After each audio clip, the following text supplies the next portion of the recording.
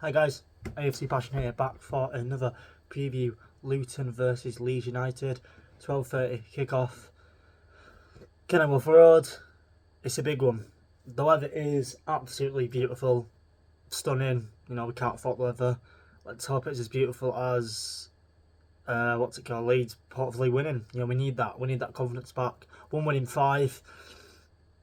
It's not good enough if Leeds do want to get back to the Premier League. We are wanting to challenge. In terms of the Premier League, make a go of it. We need to be there. First of all, the big news coming from the press conference of Daniel Farke is that Carl Darlock will replace Elan Meslier. He has said for this game, but I think all of us fans can pretty much see that it's going to be the rest of the season, which for me is the right thing and long overdue. I think Elan Meslier has been getting away with it for a while, making a lot of errors. Sunderland, Hull, been beating a lot at his near post, and 2 big ones against Swansea last time out, where Leeds did fall to a 2-2 draw in the last minute, and disappointing as we were. It felt like a loss. Of course, it was a point gained, but it felt 2 points dropped and felt like a loss. And we're looking to bounce back. We have to bounce back. Sheffield United have regained top spot after performing brilliantly against Coventry in the last game. 3-1. Burnley doing what Burnley do, winning 1-0. Zion Fleming. And Leeds doing what we're doing at the minute is just dropping points. 1 win in 5. Perot, 1 goal in 7. Goals are drying up. Especially from the attacking side. I think there is change that needs to be made. As I've said, Carl Darlock will replace Elan Meslier, and it's not the only change that I'd do. I'd also bring in Junior Firpo for Sam Byram. I don't think Byram was that bad last game, but I just think you need that attacking threat on that side, and then Firpo will give you that. We know it's his last game. He'll want to try his best and what he can to get Leeds back up to the Premier League, change to a Spanish agency over in Spain near Betis. He's clearly going, so why not end up high, hopefully, in his case. Another change I'd take off Manor Solomon. I think both him and James actually both taken out. I just think they've been running to the ground. I think they're playing really poorly, and I think that's down to a lack of fatigue, fitness. Both playing both games at international break for their respective countries in Israel and Wales, and then coming straight back to play against 90 minutes against Swansea. Of course, they didn't have to travel far as much as obviously like Jennifer and Altanako did, but it's still something we're lacking. Dan James, who has been really consistent this season, has gone up another gear in my opinion, and I think Solomon himself has proved that was that he's had injuries a lot. He's had a lot of injuries, and we don't want to overdo him, which we have been doing in terms of Daniel Farke sticking with the same lineup, being stubborn, and reluctantly to change it, and that has to stop. That has to change on Saturday. I'd bring in Ramazani. Of course, when did come on against Swansea, didn't make the best cameo or best appearance, but in my opinion, I think starting from the first 11, I think he'll want a point to prove that he'll want to try and keep Manor Solomon out, and he'll try get back to what we've seen with Ramazani, where he's really good with both feet. His low centre of gravity is really good, and he's got that really good quickness in terms of beating his man, and like I said, he's really good on both feet when it comes to shooting. He's not afraid to take a shot outside the box, and he's not afraid to test the keeper with both feet, as I've said. So I'd bring in Ramazani, and also take off Brendan Arrington. The thing is though, with Nonto, is he going to play on the right? Is he going to? I'd personally, I said about Daniel James and Solomon, I'd personally just take Solomon off because I don't think we have that quite. We don't have that depth. We all crave about. There's Sam Chambers who can play in the 10, but I doubt Daniel Farke will risk him in this last stages of the season. So scratch that in terms of Daniel James. I keep Daniel James in, and I'd take Brendan Arrington out.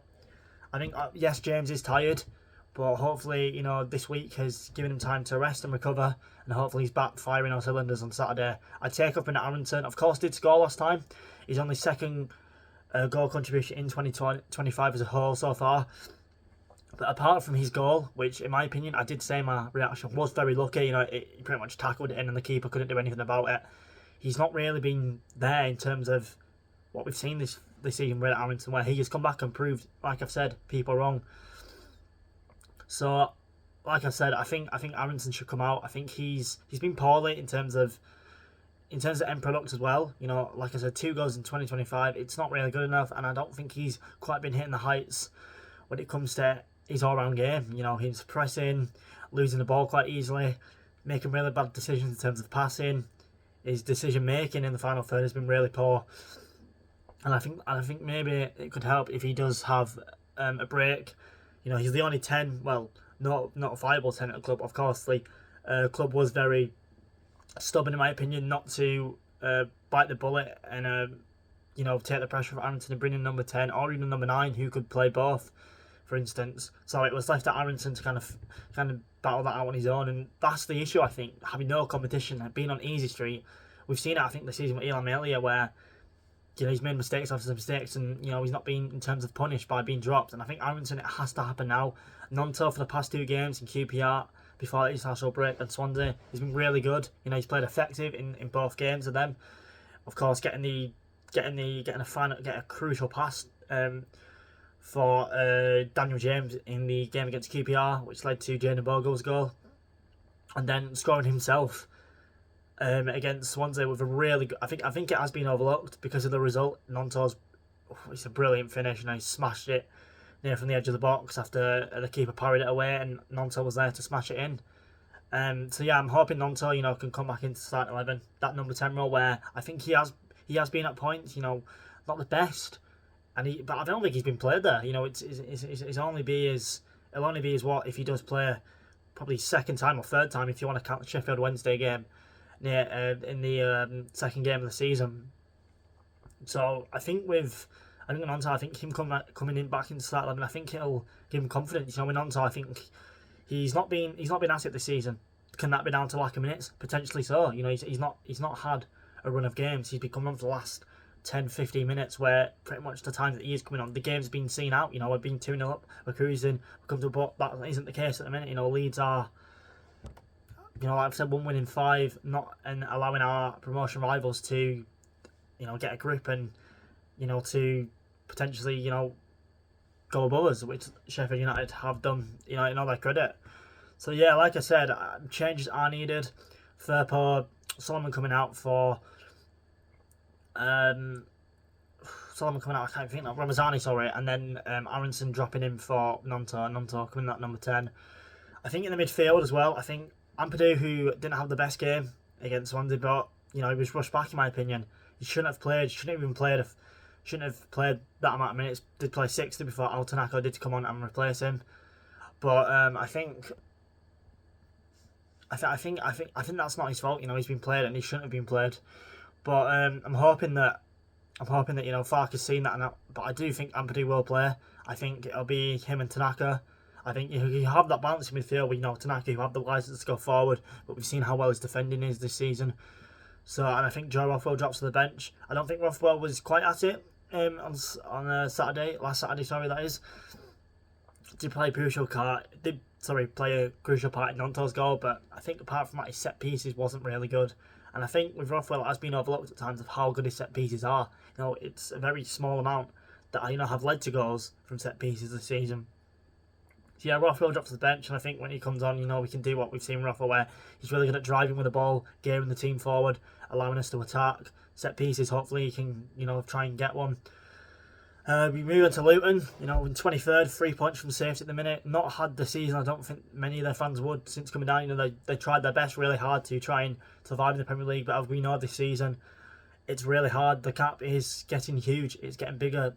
The teams that are above the relegation have got just quality players, and the teams that you know, the relegation, as much as they are spending the money, the quality isn't there. And we saw that with Luton, though they did give a really good effort, like I said, being a very entertaining team in the Premier League, a bit like Leeds ourselves.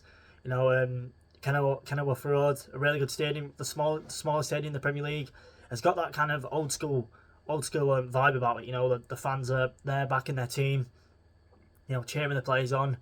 Of course, Rob Edwards, who did get let go, who had a massive, you know, ambition of getting Luton in the playoffs and then winning the playoffs to secure promotion, did get sacked after just quite a poor run of games. So Leeds did beat him early in the season back at Ellen Road 2-0. So yeah, they're in a bit of trouble. You know, the 23rd, the 3 points from safety, and a win for them would be huge. But Leeds need it more than ever as well. Both teams are fighting for different stuff, and the points are there to be won. I do think Leeds come into it obviously not confidence because of obviously past results, but confidence that they that they can win, that they can grab all 3 points. They've still got quality players. Alfie Doherty, who is a really good set piece and really good both from free kicks and corners, and it was got quite a few assists actually last season, Luton in the Premier League. Carlton Morris up front, who's a big target for a bit of an old school striker if you want, a bit of fox in the box, a bit of a nuisance. And I think talking nuisance in the box, Adebayo, who's 6'5", 6'6", he's gonna cause potentially teams problems. He has done this season. Obviously they play 2 up front, which I think off back four really need to watch.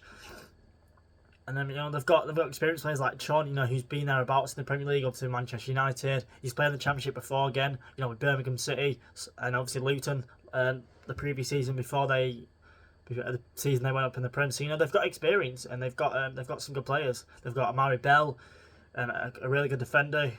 So they've got experience in their team, and they'll want to try and survive. They don't want to do with someone like they did a couple of years ago. When they went down 2 divisions in 2 seasons. It's not a good thing. And I don't think the fans of Luton want that. They'll be there on Saturday. It's early kick-off, 12:30, as Leeds have been used to this season. Whether it's a good thing or not for us has remained to be seen. We've not won many 12:30 kick-offs. Of course, that's got nothing to do that should happen on the pitch. No matter what time we play, we should always be up for it, taking our chances. I am going to go 2-0 Leeds. I do think Luton, though, it'll be a cagey affair. I do think they'll really want to try and get one over Leeds. I think many teams this season have seen Leeds at the cup final. I do think Luton will sell out as many as home teams against us have, the likes of Stoke, QPR, they did, a Derby. So teams do want to try and get a point against Leeds, as we are seen as one of the big dogs in the Championship. If you do like my channel, before I mention, I am in part of the Creators Cup, and that it's been held in Leeds on the 20th of July. It's for a really good cause by Joe Blackburn. Shout out to Joe. It's a really good cause, and I'm really excited to play. I'm really happy. I'm really privileged to play. I can't wait for it. If you do want to come and help out, go on Joe Blackburn's Facebook. We've raised, I think, quite a bit actually so far, which is really good to see. It's for a good cause, and most of the content creators are played in it. So if you are wanting to come on to that, the John Charles Stadium, 20th of July, please do come and support us and watch it. We really, really appreciate it. If you do like my channel and you do like what I do, please do subscribe and smash like. Give your predictions in the comments. Hope you all enjoy your weekend and the half term if you are not working. Like I said, smash like, subscribe, enjoy the rest of your day. Let's hope Leeds win. Leeds is Leeds.